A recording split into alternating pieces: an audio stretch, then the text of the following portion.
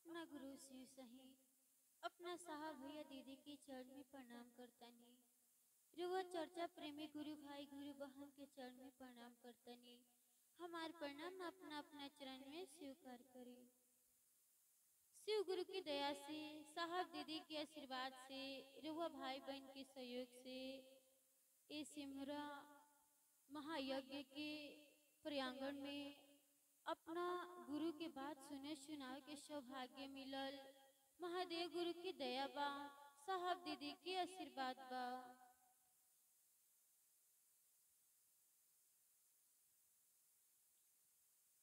बात तो हम लोग बहुत देर से सुनतानी सा दीदी।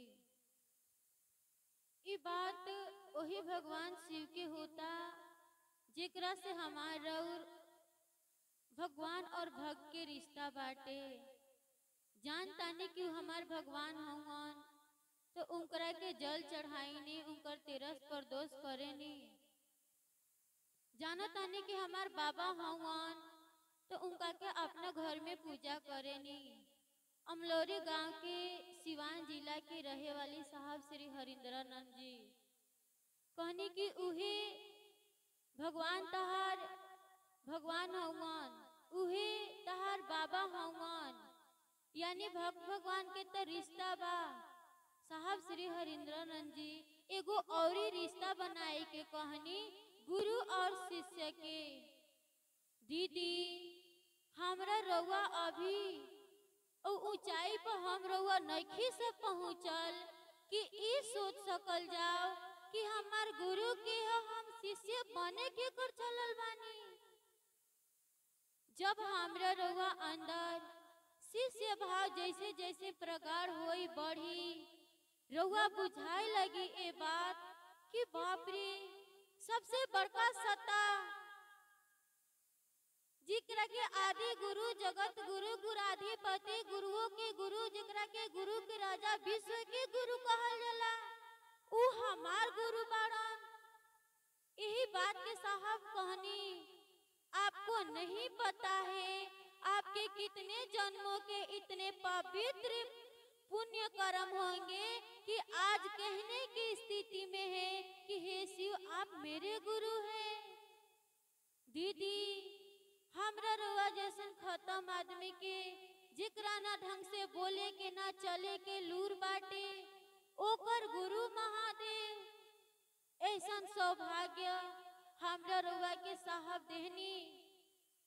हम रुआ शिष्य बने चलल बानी सा। रुआ हमेशा एगो बात याद रखे, हमेशा चाहे कहीं भी हो कि कोनो स्थिति परिस्थिति में हो कि हमेशा ये बात याद रखे कि हमार गुरु महादेव हवन, उनकर शिष्य बने चलल बानी। फिर रउआ बुझाई कि हमार जवन बाटे आचरण व्यवहार स्वभाव कैसन होखे के चाही। काहे से दीदी हम रउआ लोग के चेला बनावे चलल बानी सा। साहब कहनी सड़े हुए पानी को कौन देखता है, लेकिन बाबू अगर उसी सड़े हुए पानी में सुंदर कमल खिल जाए ना तो लोग गाड़ी रोककर कमल को देखते हैं। अगर उसमें कमल ना हो तो रास्ता से नाक पे रुमाल ढके गुजर जाते हैं। पहले हम रउआ का रहनी सा, का करत रहनी, केकर बेटी रहनी, रउरा बोले में चले में रउआ कैसे रहनी उसे कोनो माने मतलब नहीं खे। लेकिन जब से रउआ कहले बानी कि हे शिव रउआ हमार गुरु हई, हमरा शिष्य हई, हमरा पर दया करी, हमर मन समझ जा कि रउआ हमार गुरु हई, तब से लेके रउआ अंदर और शिव शिष्यता निखरे के चाहिए। लोग के लागे के चाहिए कि फलाना पहले जैसा नहीं खी, उनकर दिन दशा बदल गइल बा। पहले उ तो शिव जैसन सुंदर दिखतारी, उनकरा आचरण व्यवहार स्वभाव में बदलाव आ गइल बा, ऐसन का मिल गई। हम रउआ महादेव के गुरु बनैले बानी सा, उनकर शिष्य बने चलल बानी सा। शिष्य तबे बने जब रउआ तीनों सूत्र गुरु के नियत से ईमानदारी से निस्वार्थ भाव से करे। इतना जान जाए भाई बहन चर्चा के रिजल्ट ना होला। रउआ चर्चवा कौना मानसिकता से करतानी एक रिजल्ट उतरेला हमरा रउआ जीवन में। और देख के इज्जत तो नहीं खेलागत कि जेंगन साहब सूत्र करे के कहनी महादेव गुरु के आदेश जेंगन बा ओंगन हम रउआ करे नी सा। बड़ा सुंदर हम रउआ सौभाग्य लेके आइल बानी सा। यही से तीनों सूत्र आज से पहले रउआ केंगन करत रहनी हा ओई में जेंगन बतावल जाता ओ लेखन क के देखे कि रउआ जीवन में पहले ओकर का रिजल्ट मिलत रहलसा अब का बा। साहब कहनी पहिलका सूत्र में अपना गुरु से दया मांगे के। जब भी रउआ दया मांगतानी मन सोचे कि महादेव गुरु हमरा मन के ध्यान के नजर में बानी, साहब दीदी मन के ध्यान के नजर में बानी, तब दया मांगल कारगर होई फलित होई। ई ना दया मांगे बैठल बानी, मन बेटा के लगे, मन पति के लगे, मन जगत में घूमत आवे, हई दुख तो हई बीमारी, बहुत सारा दिक्कत बा दीदी। लेकिन जब भी दया मांगतानी सोची कि महादेव सामने बानी, हमरा ध्यान में बानी, तब दया मांग के देखम दीदी। शिष्य बने चलल बानी, शिष्य बने खाती ओ महादेव के आगे साहब कहले बानी उस महादेव से लड़िए झगड़िए रोइए, कहिए कि ये महादेव आपने जो आदेश किया है मुझसे नहीं हो रहा है, आप ऐसे दया करिए कि मुझसे हो जाए। यानी दीदी हम रउआ जगत में बेटा खाती, घर खाती, धन खाती, सुखी शरीर खाती कौना दुगारी नहीं सरोले। इतना सुंदर हमरा रउआ पहली बार मौका मिलल बावे शिष्य बने के, ओ महादेव के आगे नहीं रो सकत। कहीं महादेव से बड़ी सुनेलन, कहीं ये महादेव तार आदेश आइल बा हमरा से होत नहीं के, दया कर कि हम तार शिष्य बन जाई, तारा आदेश के पालन हमरा से हो जाओ। साहब दीदी से भी कहीं, माँ भगवती से भी कहीं। और साहब कहतनी आपको लगता है कि महादेव नहीं सुनते हैं तो आप मुझसे कहिए, मैं महादेव का आदमी हरिंद्रानंद, मेरा गारंटी है कि मैं आपको समझा दूंगा। साहब से भी कहल जाओ। दूसरा सूत्र जौना के रउआ सुननी है, सटा बहना लोग करे लाटे चर्चा के अपन बिजनेस बनैले बा, इतना जान जाए जे भी एक कामा के गड़बड़ी करता ओ भाई बहन से हाथ जोड़ के हमार विनती प्रार्थना रही। शिव चर्चा रउआ कौनो विषय पर बात करेनी ओकरा के चर्चा कहल जाला वे। चर्चा यानी गुरु के आदेश, हमारा और गुरु मात्र इतना आदेश कइले बारन कि तहार मन जब से शिव के गुरु बना के जितने सुन ले समझ ले बा, जा लोग के बताइया समझाइया, ए भैया ए दीदी हम जब से महादेव के गुरु बनैनी हमरा जीवन के दिन दशा बदल गई। वो महादेव के गुरु मानी ना, बस इतने कहले बारन। शिव चर्चा के मतलब ई ना ढोल धमाका पूजा प्रसाद कथा कहानी कुछ गा देनी। बहुत ऐसा क्षेत्र में गुरु भाई बहन बा कि जेकरा लागे लाटे कि शादी में जवन शिव जी के 5 गो भजन होला, गीत होला, उहे मन से गा देनी, शिव चर्चा हो गई ना। इतना जान जाम जहिया रहुआ शिव चर्चा के मतलब सही मतलब बुझाई नु कि शिव चर्चा का हो, काहे खाती करे के बा, करेम त का होई, ना करेम त का होई। ओ दिन हमारे एगो बात याद रखे, धरती ना सूझी रोवे के, मात्र ई सोच के ए महादेव कि हमरा से कितना बड़का भूल हो गई, ई बतिया हमरा पहले काहे ना बुझाइल। यही से एगो शिष्य के नाते अपना गुरु के आदेश के पालन गुरु के नियत से करे के कोशिश करी। काहे से एगो शिष्य खाती ओकरा गुरु के आदेश ही सब कुछ होला, सर्वोपरि होला, ओकरा खाती ओकर मंत्र होलाटे। यही से अपना गुरु के आदेश के पालन करी, जितना गुरु कहले बड़न उतने करी। तीसरा सूत्र साहब, तीसरा सूत्र में अपना गुरु के प्रणाम करे के कहनी। प्रणाम दूत रह से होला दीदी। एगो सांस के माला पर और एगो साहब कहनी 24 घंटा में रुद्राक्ष के माला से एक बार अपना गुरु के प्रणाम करे के। माला से केंगन प्रणाम करे के बाटे। परथलिया मार के बैठल बानी, आँख मुंह बंद बाटे, मात्र हमार मन सोचतावे कि महादेव गुरु हमरा मन के ध्यान के नजर में बानी, उहा के चरण में हमार मन झुकल बा। रुद्राक्ष के एक एक दाना पर हमार मन समझता कि हम अपना गुरु के प्रणाम करतानी। बस मन समझो कि हम अपना गुरु के प्रणाम कइनी हा। जेंगा रउआ अपना माता पिता के प्रणाम करेनी, जवन भाव रउआ अपना लोग के प्रति आवेला, रउआ सोची कि हम अपना गुरु के प्रणाम करतानी। दीदी कहे लो कि दीदी तो नमस्ते कहबे ना कइनी, साहब के चर्चा सुन ले बानी। साहब कहनी बाबू एगो समय में दूगो सवारी ना होला। एगो समय में अगर तू सोचबा कि एगो पैर ऑटो पर एगो पैर बस में रख दी, बीचे में छिटा जेबा, वैसे ही सांस पर तो माला पर ना, माला पर तो सांस पर ना।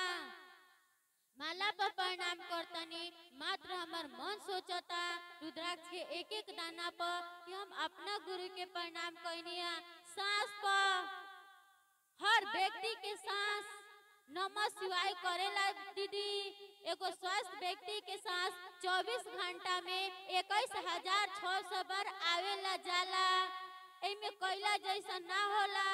रुआ कहीं भी बानी, कौनो स्थिति परिस्थिति में बानी, मात्र अपना गुरु के टुकड़ा टुकड़ा में नमः शिवाय मंत्र से 2 बार 4 बार 5 बार 11 बार जितना बार हुआ होता।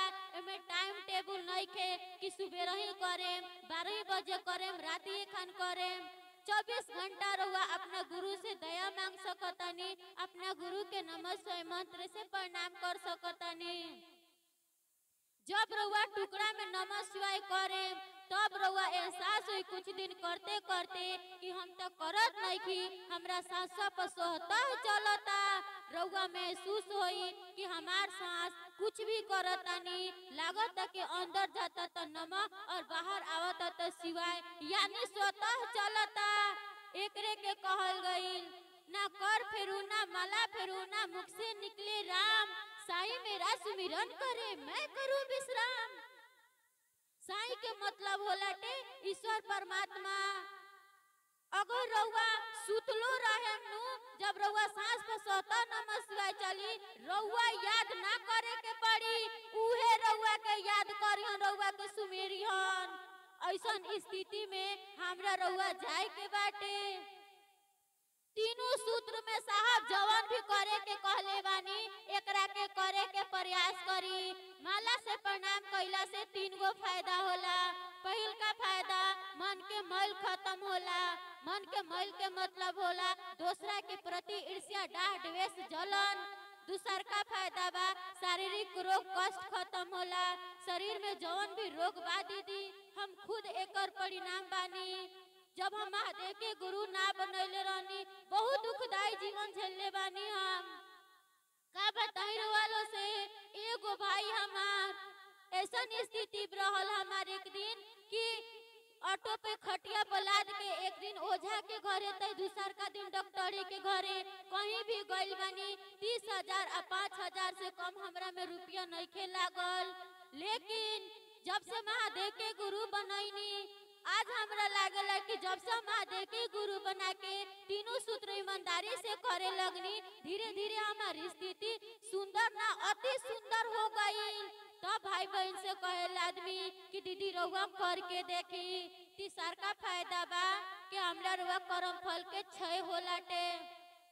कर्म फल के मतलब होला दीदी कि ना जाने निशा रउआ जवन भी पूर्व जन्म में कइले बानी, ना चाहे नी कि दुख भोगी, लेकिन फिर भी ऐसे दुख भोगे पर मजबूर बानी कि ना चाहे नी कि कोई हमार प्रिय हमरा के छोड़ के जाओ, लेकिन एक दिन चल जाला। यानी रउआ कोनो जन्म के ऐसा कर्म कइले बानी कि आज दुख भोगे पर विवश बानी। इतना जान जाए कोई हो को पति होखस, बेटा होखस, घर कोई हो को दीदी, कोई साथ ना दी, एक दिन समय पड़ जाई, सब लोग कह दी ना जाने कौना जन्म के का कइले बाड़ू कि इतना दुख भोगतारू, सब कुछ सब लोग खातिर कहनी, ई कामवा अपना खातिर कली कि ऐसा दिन हमरा रउआ जीवन में ना आवे कि दूसरा के सहारा जिए के पड़े। बात बुझाता दीदी, तीनों सूत्र करे के प्रयास करी। हम रउआ महादेव के गुरु बना के साहब कहनी कि 12 दाना के रुद्राक्ष के कंगन पहने के।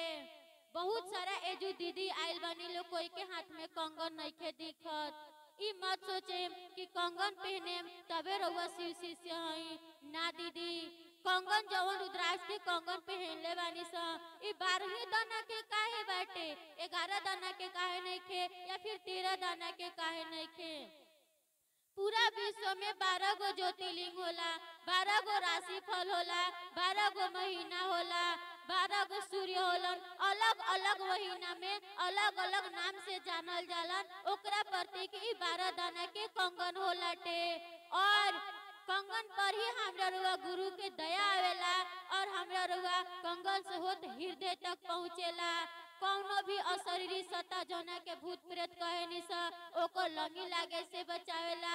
तंत्र मंत्र जोना के डाइन भूतिन कहेनी सा, उनका लोग के नजर गुजर से बचावेला। कौनो भी संकट आए के रही, देखे कंगन टूट जाई, रुद्राक्ष के दाना फाट जाई, यानी कोनो करम फल आई रहलसा, कंगन अपना पा आड़ लेलसा। और कंगनवा के सबसे बड़का खासियत बा कि हमरा रुआ के गुरु कार्य करे में सहायता करेला। जानता नहीं केंगन दीदी, रउआ देखे अगर रउआ कंगन नहीं की पहले अगर बानी तो रउआ के कोई ना जानी, लेकिन रउआ कंगन पहनले बानी अगर 5-10 लोग के बीच में बानी, या तो राउर मन उनमें अंदर से इतना उद्वेग थी कि रउआ पूछी कि ए भैया ए दीदी रउआ महादेव के गुरु नहीं की बनैले का। या फिर बहुत बार ऐसा होला कि उहे भाई बहन पूछ देला कि ए दीदी है कंगनवा काहे खातिर पहनले बानी, तो हम रउआ कहे नी सा हमार गुरु महादेव हवन, रउआ महादेव के गुरु बनाई ना। यही से हम रउआ लोग से हाथ जोड़ के विनती प्रार्थना करे कि रउआ दीदी कंगन पहनी, तीनों सूत्र करी, शिष्य बने खातिर करी।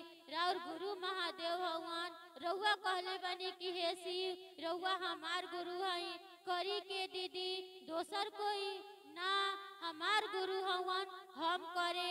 यही से रउआ लोग से हाथ जोड़ के हम विनती प्रार्थना करे कि हम रउआ महादेव के शिष्य बने चलल बानी सा, तीनों सूत्र शिष्य बने खातिर करी। यही